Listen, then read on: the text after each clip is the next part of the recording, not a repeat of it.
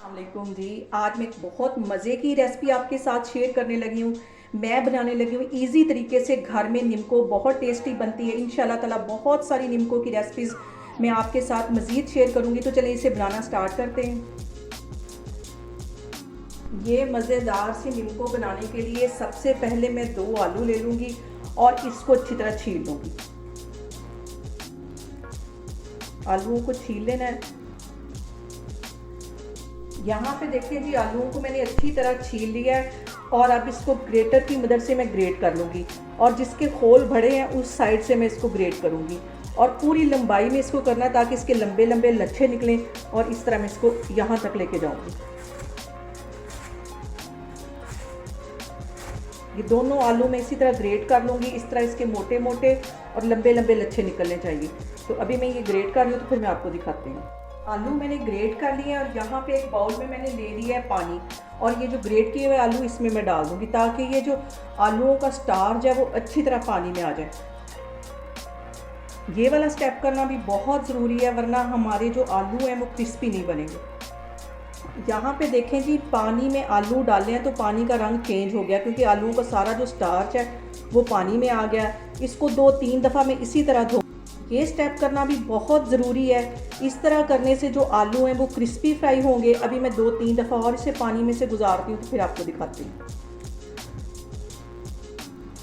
यहाँ पे देखें जी, 3-4 दफ़ा आलूओं को मैंने पानी में से धो लिया। इसका पानी देखिए बिल्कुल क्लियर आया। अब इसका मैं पानी गिराती हूँ, तो फिर मैं आपको दिखाती हूँ।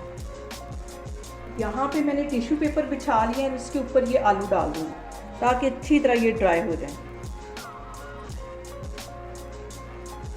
इनका ड्राई होना भी बहुत ज़रूरी है क्योंकि अगर गीले गीले हम फ्राई करेंगे तो वो इतने क्रिस्पी नहीं बनेंगे।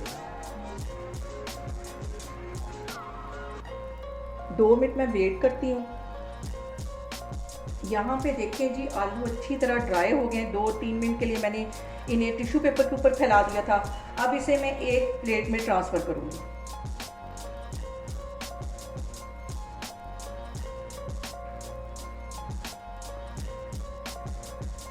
और अब इन आलूओं के ऊपर मैं एक छन्नी रख लूँगी और 2 टेबलस्पून के करीब इसमें मैं कॉर्नफ्लावर डाल दूँगी।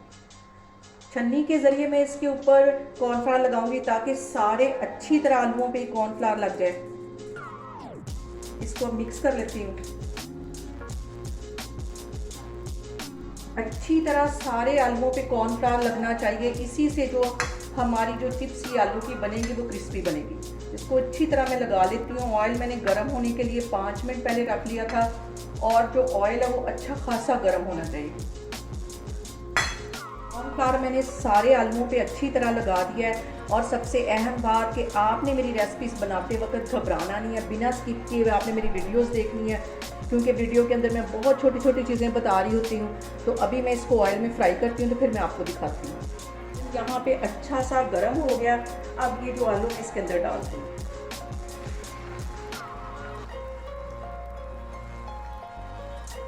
हल्का से इसको फैला दूँगी।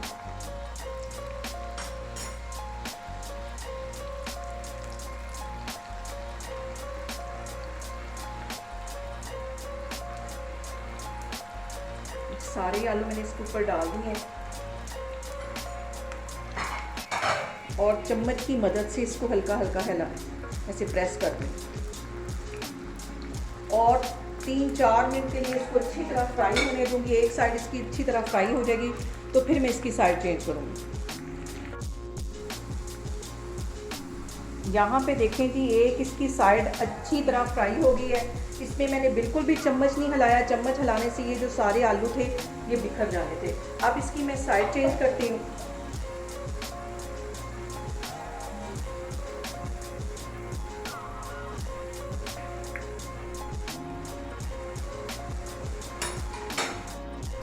और यहाँ पे आपको आलूओं को देख के ही अंदाज़ा हो गया होगा कि ये कितने क्रिस्पी फ्राई हो रहे हैं। 2-3 मिनट के लिए मैं इस साइड से भी करूँगी, तो फिर मैं आपको दिखाती हूँ। आलू अच्छी तरह क्रिस्पी हो गए हैं, ये देखें। इसको मैं बाहर निकालती हूँ, तो फिर मैं आगे आपको दिखाती हूँ। यहाँ पे ऑयल के अंदर मैं रख लूँगी एक छन्नी और 1 प्याली के जितनी ये कच्ची मूंगफली थी ये मैं इसमें डाल दूँगी और इसको फ्राई कर लूँगी। कच्ची मूंगफली है इसलिए इसको तकरीबन 3-4 मिनट लगेंगे। और छन्नी रखना इसलिए ज़रूरी है कि मैं इसको ईज़िली बाहर निकाल लूँ। इसको 3-4 मिनट के लिए मैं ऐसे ही फ्राई करती हूँ।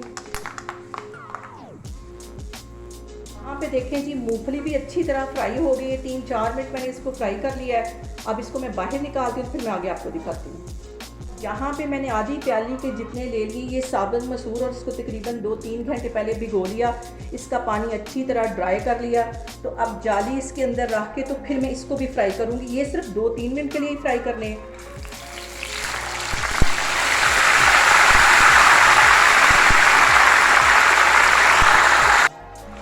2 मिनट के लिए मैंने मसूर को भी अच्छी तरह फ्राई कर लिया है, और ये भीगे हुए थे इसलिए ये जल्दी हो जाते हैं। इसको भी मैं बाहर निकालती हूँ, इसको ज़्यादा काला नहीं करना। यहाँ पे मैं इसको बाहर निकालती हूँ, तो फिर मैं आगे आपको दिखाती हूँ। यहाँ पे मैं लूँगी मिक्सिंग बाउल, और इसके अंदर सबसे पहले ये जो मैंने आलू फ्राई किए थे ये डाल दूँगी। और ये देखिए इसकी आवाज़ कि ये कितने कुरकुरे फ्राई हुए हैं। मैं आपको यहाँ पे तोड़ के दिखाती हूँ। ये देखें कितने क्रंची और कितने कुरकुरे बने। ये सारे इसमें चले जाएंगे। इसके लच्छे ऐसे अलग कर लेने, तोड़ने नहीं है, सिर्फ अलग करने हैं। और अब इसके अंदर ये जो मैंने मूंगफली को फ्राई किया था ये इसमें चली जाएगी, और ये जो मैंने साबुत मसूर फ्राई किए थे ये इसमें चले जाएंगे। इसको अच्छी तरह मिक्स कर लेना है। अब इसके अंदर आधा टीस्पून के करीब मैं अमचूर पाउडर डाल दूंगी, इजीली बाज़ार से मिल जाता है। और आधा ही टीस्पून इसके अंदर मैं चाट मसाला डाल दूंगी। इन सारी चीज़ों को मिक्स कर लेना है। बहुत मज़े की ये घर में निम्को तैयार होती है, और बहुत ही ईजी तरीके से होती है। और मैं अक्सर इसे बना के घर में ही खाती हूँ क्योंकि ये मुझे बहुत पसंद है। इसको अच्छी तरह मिक्स कर लेना है। एक दफ़ा फिर इसको हिला के अच्छी तरह मिक्स कर लेती हूँ, ताकि ये अमचूर पाउडर जो मैंने चाट मसाला डाला है वो अच्छी तरह इसमें लग जाए।